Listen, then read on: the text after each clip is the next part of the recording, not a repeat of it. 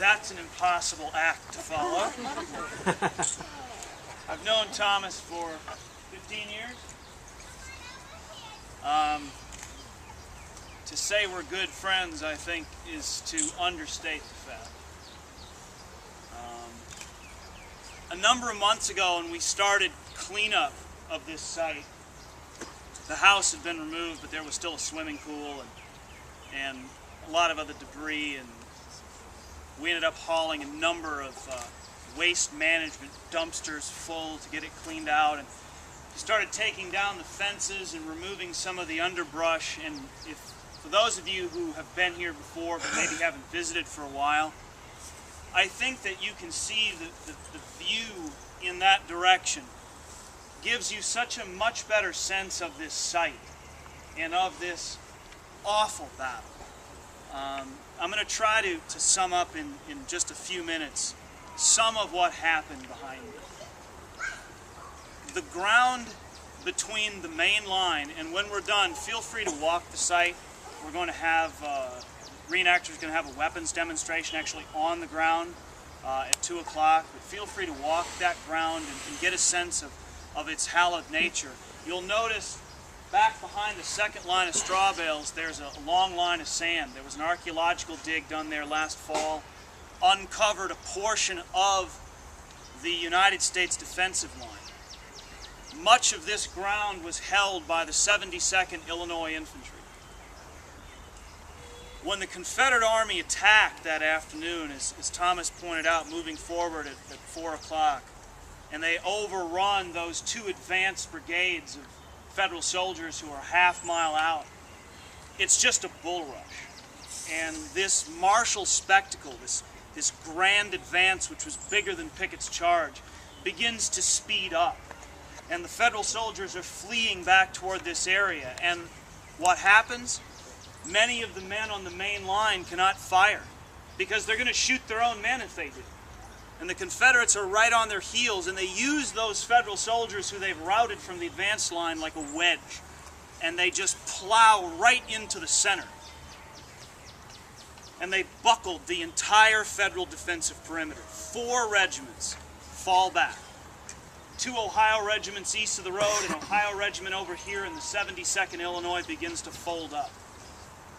James Sexton ends up in command of the 72nd because the 4 ranking officers in the regiment were shot down. They suffered 150 casualties out of 325 men. That Illinois unit was nearly ripped to shreds by John C. Brown's howling Tennessee and South Carolina troops. They just steamrolled. A lot of you who visited here have certainly heard about the role of Colonel Emerson Updike's brigade, the savior, if you will, of the U.S. Army at Franklin. We are now able to interpret another element of the story which for far too long has been overlooked.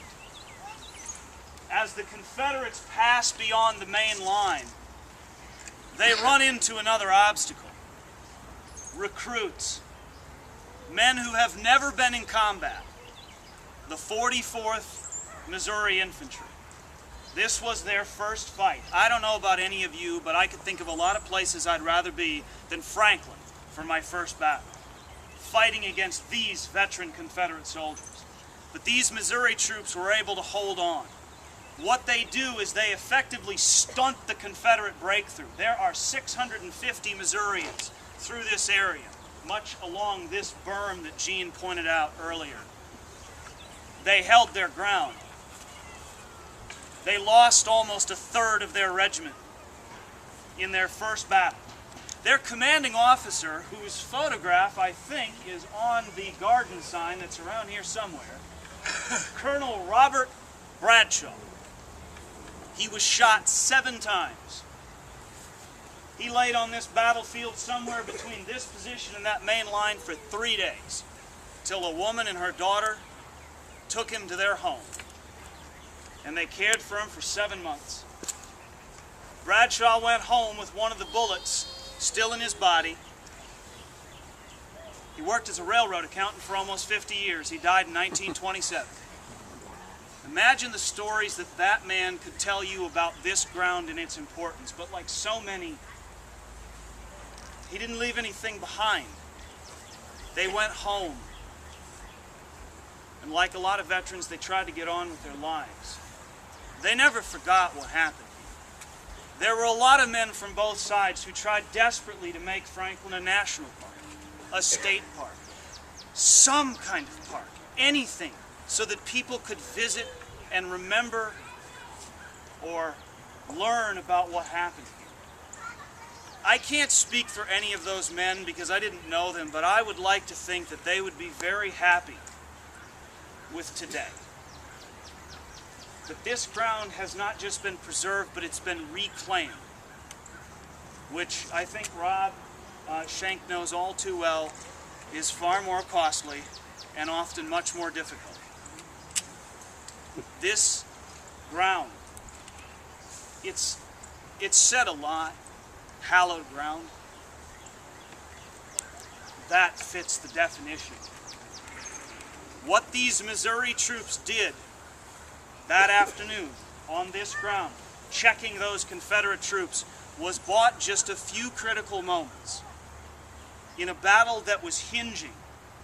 It was teetering on the edge of Confederate victory.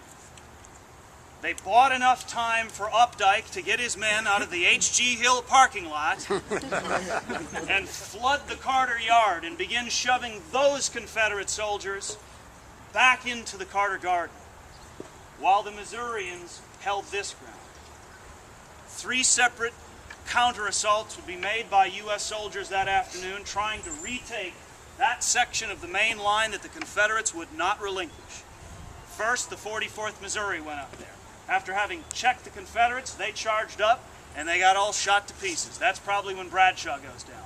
Next, well, it was time for the 72nd Illinois, which had already been blown back off the main line, but had rallied right where you all are standing. They moved forward. They got all shot to pieces. You see, the problem wasn't getting up there. The problem was, what were you going to do when you got up there? Because the whole outside wall is covered with Southerners. Many dead and many wounded, but still hundreds and hundreds of men ready to fight. Climbing up over the works, throwing rifles, fighting like animals on that ground. So the 72nd's color guards all shot to pieces. The flags ripped apart. Sexton barely gets back here with what's left of his command. One more unit tries at about 6 p.m. to retake that section. The 112th Illinois is brought on all the way from the eastern side of the battlefield. They file through a gap, and the same fate awaits them. And for the next 3 to 4 hours, this is just a slugfest. That is a killing zone. It's soaked with the blood of Americans from about 20 different states. The archaeological dig was fascinating. And, you know, actually very humbling. Because even for someone like me who talks about this every day, this is my job. It's my hobby, but it's my job. It's kind of like playing baseball. I wish God would have given me the skills to do that, but I ended up here. It reminds you that what we are talking about aren't old stories. It was real life and death.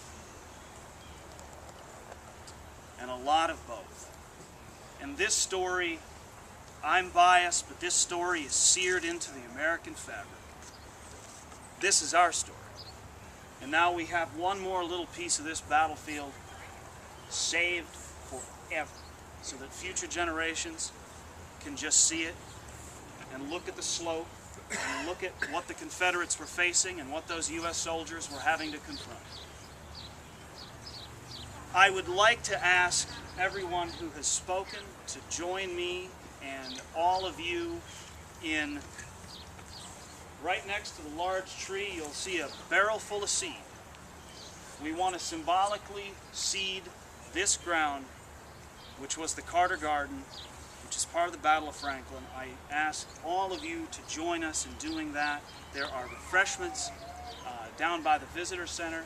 And again, if you have time, stick around for the weapons demonstration. I want to thank Pat Landry, right back there.